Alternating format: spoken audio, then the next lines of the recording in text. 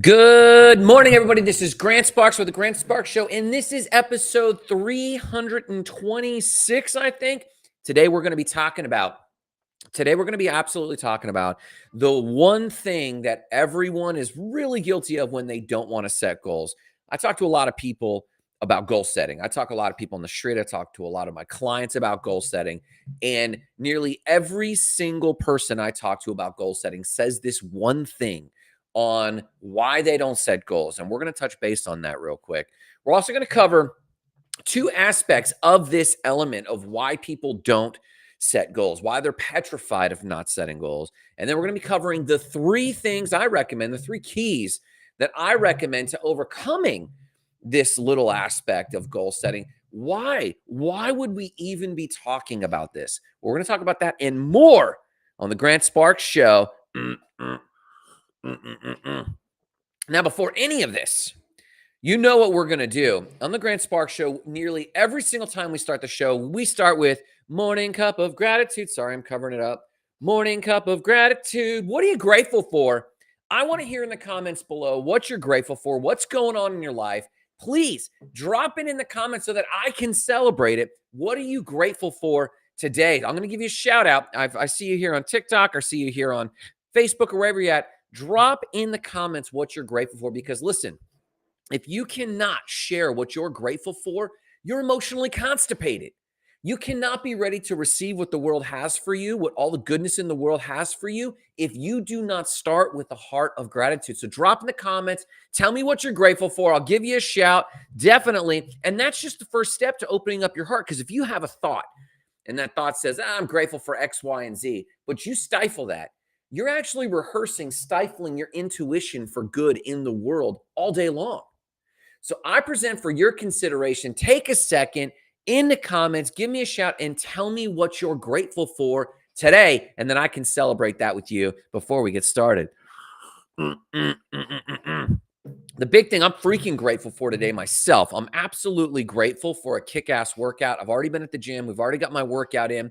I've actually been on a bulk cycle for like the last 12 weeks. Tomorrow, that's complete, and I go into a cut. You get to watch me on that journey of me actually cutting as much as I can, and we're going to try to get down to 205 pounds. Dang, that's going to be kind of low. I'm grateful for that, though, in my mental health, in my fitness, the respect I get with my coworkers, the respect I get with my clients.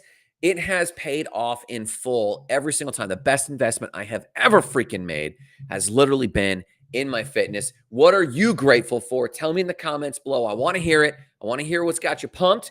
I want to hear what's got you excited. I want to hear what's making you get out of bed this 2025. I'm excited. I think it's a badass new year. Let's talk about the one thing that everyone tells me on why they don't set goals. Let's talk about it. And can you guess in the comments? Tell me, can you guess the number one reason everyone gives me when I say, hey, what's your goal? And they say, I don't set goals. And you go, why? Can you guess? Tell me in the comments why you think that is. The number one reason people tell me that they do not set goals when I talk to them in the new year, when I coach my business clients, when I coach my young men entrepreneurs, when I talk to them and they say, I don't set goals, the number one freaking reason they say that is what? Fear of failure. Do you think that's true? Do you feel that? Like, do you feel that fear of failure when you actually start writing down goals? What's your main feeling that you get when you start writing down goals? Most people tell me that the number one thing that they experience when they think about writing goals is fear of failure. Therefore, they don't write down their goals. Now, I was talking to a gal yesterday at the gym. She's, I think, 45. She does not set goals, she says, because she's afraid of failure. And think about this, 45. Now, she's fit, so she obviously sets goals. So this wording doesn't exactly make sense. She's obviously out there setting goals because she's massively fit. So my question to you is, take a quick second and ask yourself, do you say this to yourself? Now, very few people actually will admit that they're afraid of failure. Very few people will actually pause and time out and go, oh, I'm actually afraid of succeeding or of failing. I'm afraid of not succeeding. Very few people are like that when they'd say that out loud. But if you actually sit down with yourself and go, why don't I write more goals?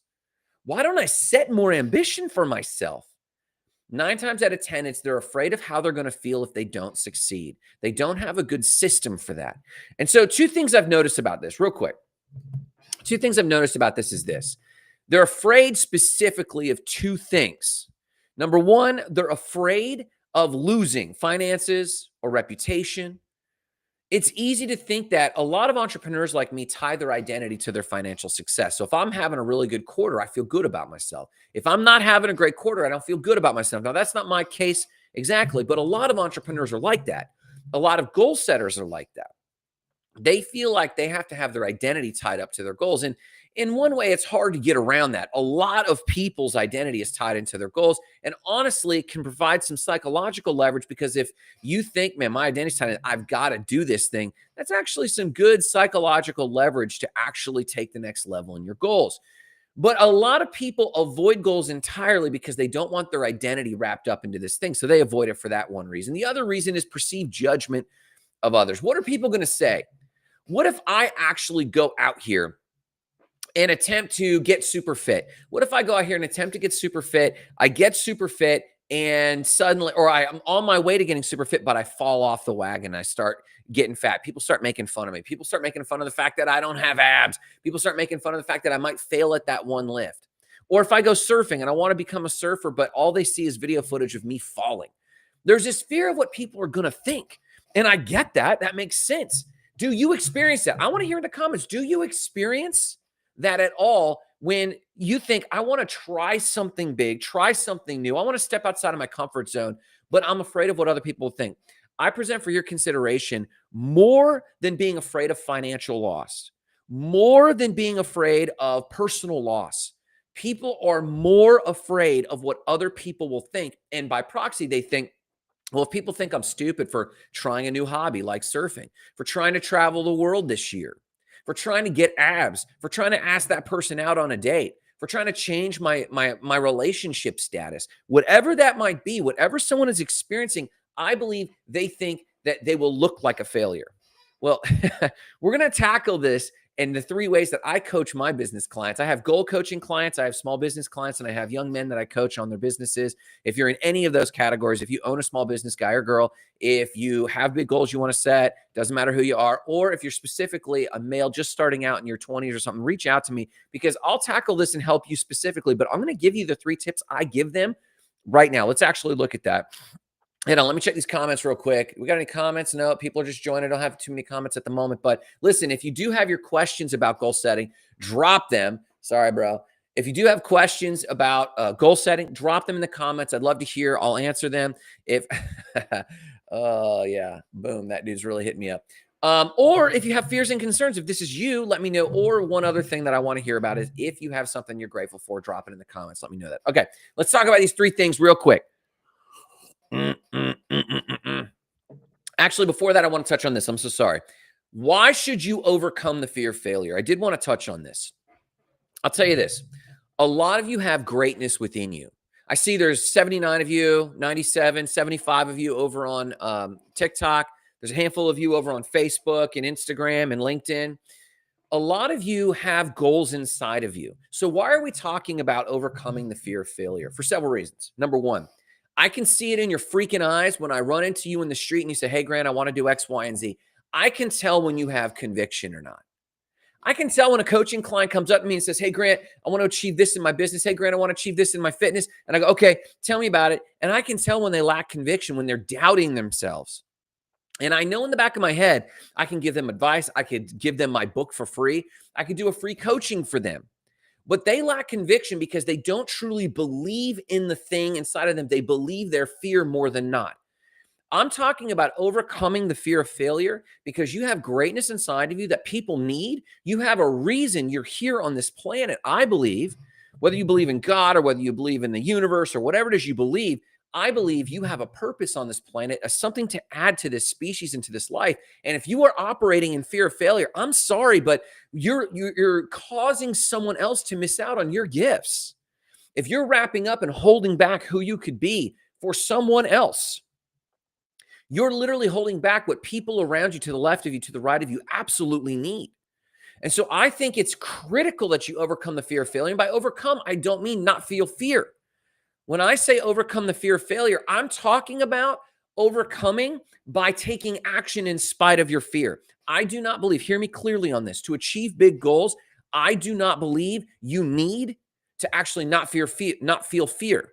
I believe to achieve big things, you have to be able to take action in spite of fear. That's what I believe. So I absolutely want you to take a minute and think, why should I overcome the fear of failure? Overcoming meaning, why should I take action on my big goals, goals that inspire me, goals that lift me up? And I know that when I'm inspired, other people inspire because of this one quote that has stuck with me and haunted me. Don't go out and find what the world needs and meet it. Find what makes you alive, because what the world needs is people who are alive. This has resonated so deeply with me. I need you to be an inspired individual. I need you to come on the Grant Sparks Show and tell me about your goals, and let's get pumped and let's get other people pumped. I need that in my life, and I think you need that in your life too. So if we can overcome the fear of failure together, we can actually take the next level, achieve more, and radiate. And when we radiate, we inspire other people, because there's people out there who are doubting themselves. There's people out there who are in fear. There's people out there who are hurting. There's people who are out there who are alone, and all they need is your light and my light in their life to go, you know what? I'm going to take this thing on. I'm going to help the people around me. I'm going to make my life mean something more. And when that happens, it's nearly unstoppable. That's why we want to do this. Okay, so number one, reframe. Number one, how do you overcome the fear of failure? Number one, reframe. Oh, sorry. There we go. Oh, my camera is, there we go. Reframe failure as feedback. Instead of calling something failure, call it a learning experience. I know you've heard this before, but get this in your soul. Get this in your gut. When you experience a failure, you need to reframe it as just a feedback loop. So when you set a goal, a lot of people are petrified of setting goals because they're afraid, if I set this goal and I don't achieve it, I'm going to be a failure. I'm going to get labeled a failure. People are going to think something wrong. I'm going to lose out on finances or whatever their fear is. But if your goal is, hey, I'm either going to achieve or I'm going to learn something. And in fact, you could actually reframe the whole thing and say, I'm going to learn what it takes to make $200,000 this year. I'm going to go learn what it takes to get abs this year. I'm going to go learn. Maybe the goal is not getting the abs. Maybe the goal is learning what it takes. And because when you fail, oftentimes if you view it as failure, you throw away all the lessons you've learned. Hear that again. When you attempt something big and you come away and say, oh, I succeeded or I failed, when you label it a failure, your brain unconsciously flushes the learnings. You're stunting your growth. If failure is even the concept, well, a lot of people think, well, if I allow myself to fail, then I won't give it my all. I won't go all the way. That's not true. There are just some limitations. There's so many triathletes out there who are triathletes, they're winning, and there's other people who are just as fit, just as experienced, but the way luck had it, they couldn't actually compete in a triathlon. So they failed at becoming a triathlete. Does that mean they don't have a killer cardiovascular system? No. Does that mean that they don't know how to swim as far as they can swim? No. Does that mean that they're not successful at knowing what it takes to be a triathlete? If you are just starting out at your goals, you might have to start at something small that's less intimidating. And if you're experiencing fear of failure, I hear it. So instead of going, I'm going to actually be like a medal winning triathlete this year, say, I'm going to learn what it takes to be a triathlete, so that whether or not you actually win any triathlons or not, you learned and you succeeded regardless, just based on how you worded the thing. So number one, reframe failure as feedback. Don't even use that. So what are the options if I make an attempt on this one goal? I either succeed or I learn what it takes. That's the goal, to learn what it takes, and then hopefully I'll succeed along the way. So what's your big dream? Tell me in the comments below. Drop an email to me. DM me. I want to hear what that goal is, because I want to hype you, because I want to help you reframe that thing so that you'll win no matter what. Well, you're just reframing. Yes, I'm just reframing. I'm just reframing for success so that you keep moving, because if you view it as a failure, you're going to shut out the learnings, and it would have been a double loss. Not only did you not achieve the thing, but you also didn't learn anything in the process, because your brain's not actually taking in the learnings. Your neuroplasticity actually ceases when you start viewing something as a failure. Think about that. Second thing is this. Well, actually, here's a quick practice you could do. Quick note on this. How do you reframe failure as a feedback? Make sure you're journaling. Make sure you're debriefing. Hey, what happened? Okay, we went out to do this triathlon, or we went out to build this business, or we had certain sales goals. Did you hit the sales goals? No, I didn't, but this is what I did hit. Great. What did you learn in your journal? or with your team, you write down, well, we learned this, we learned that, we tried this and this didn't work. We tried that and that didn't work. You're reframing failure as a feedback loop. And then you're going to conclude it with this: in my next attempt, hear that. In my next attempt, I'm going to make these changes. And now you're better. And now you're skilled. You didn't view it as failure. You viewed it as learning something. Critically important. Number two, the first thing is reframing failure as feedback. The second thing is set incremental, actionable goals. Set your goals as incremental. Like I have a big old poster over here on the wall, big old poster over here. It's called the Big Ass Calendar by Jesse Itzler. I'm sure you've seen it on TikTok.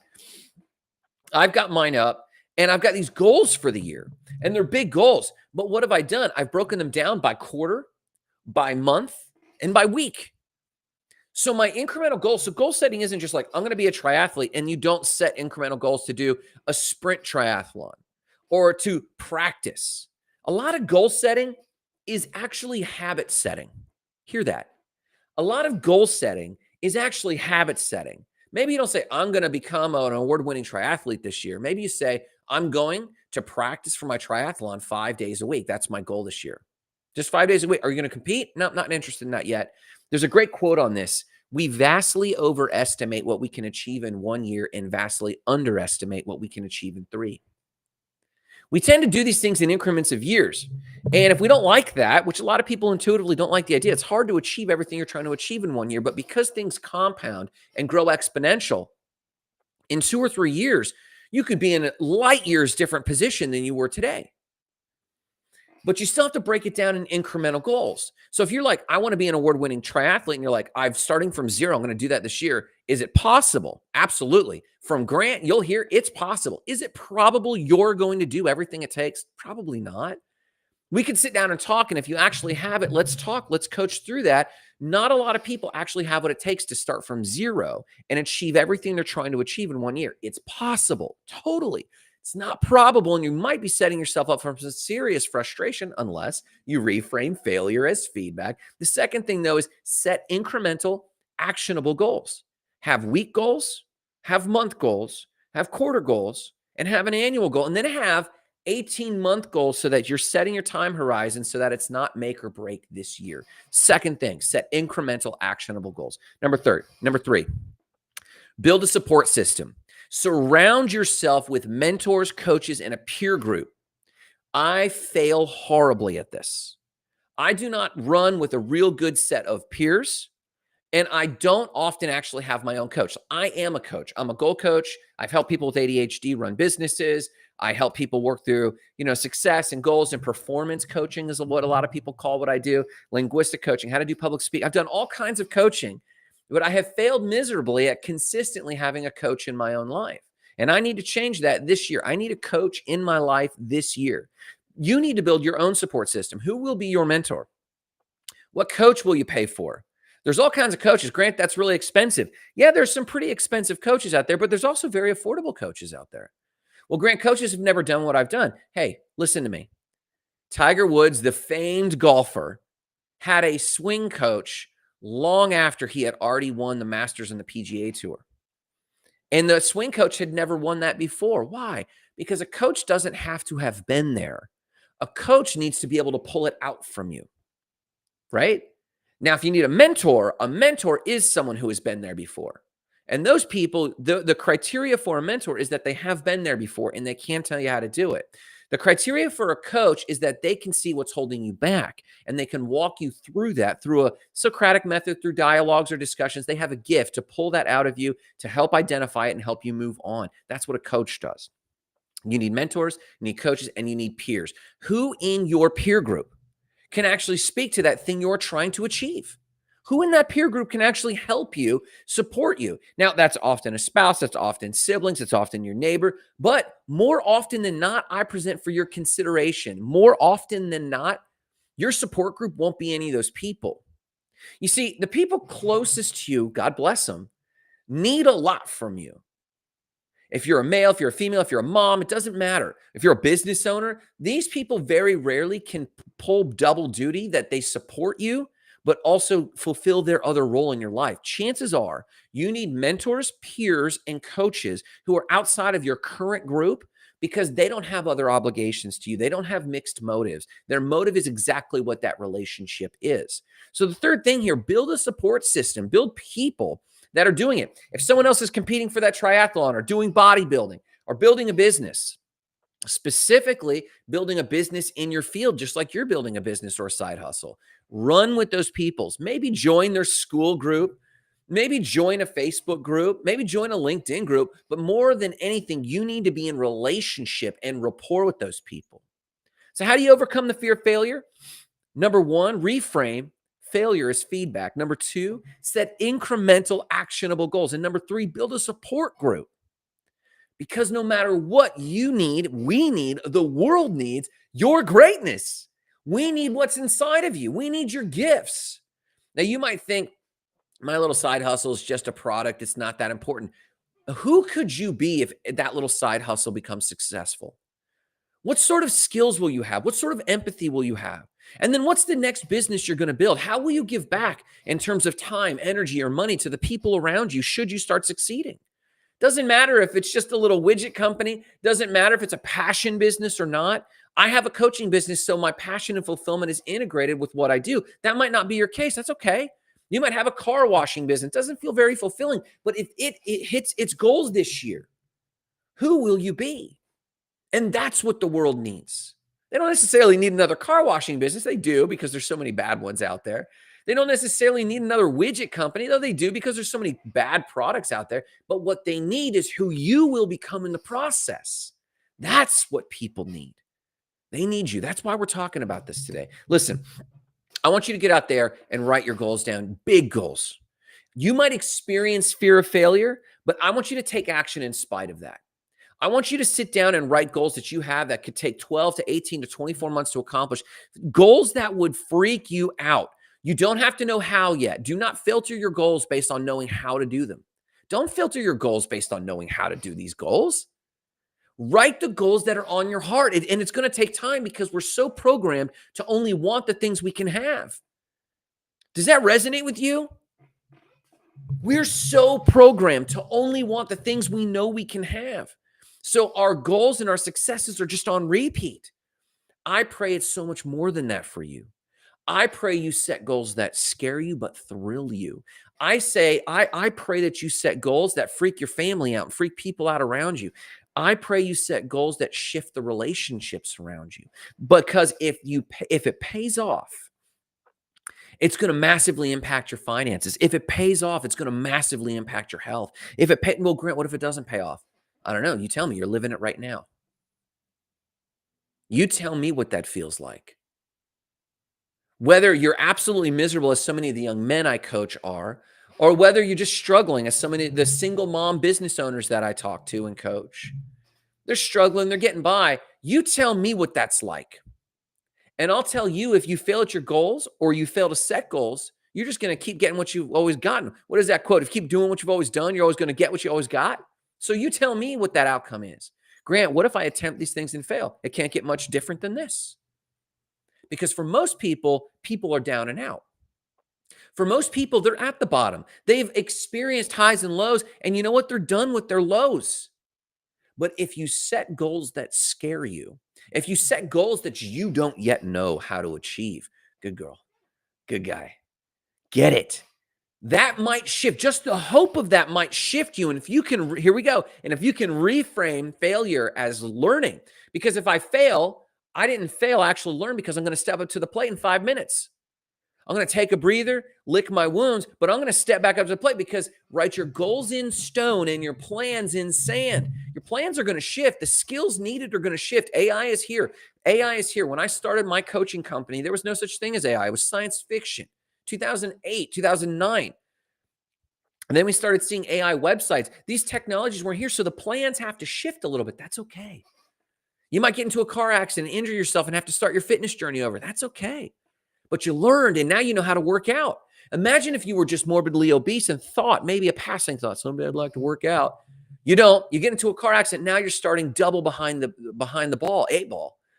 But if you start now, today, setting big goals and start learning and setting up goals, and yes, failing, and I put that in air quotes, but actually just getting feedback, you're so much further ahead. And then if there is a real setback, you have the tools, you have the mental equipment to overcome that. So number one, reframe failure as feedback. Number two, set incremental actionable goals and start today. Send me a DM and tell me, Grant, I started. Number three, build a support system. Listen, I want to help you. We've got a Facebook group that you can find on my links page. Hit me up at grantsparks.me. We've got a links page there. It's got our Facebook group where we talk about goals, we achieve goals. If you need any help, find me there. We're talking about this because there is greatness inside of you, and I need it. The world needs it. Don't go out and find what the world needs and try to meet it. Go find what makes you alive, because what the world needs is people who are alive. Listen, no matter what you do today, I want you to remember the mission. There's only one mission. You share it and I share it. We actually share the same mission. Now, it might be worded a little differently based on your own circumstances and your own history, your own traumas, your own challenges. But I will tell you this. We do share the same heart and the same goal when you think about big things. So whether or not you join the Facebook group, whether or not you put this into action today, I highly encourage you do. Whether or not you set big goals that scare you, and I highly encourage you do, remember the mission, and someday you will. And that mission is this: igniting lives of explosive significance, starting with your own. Have a great day.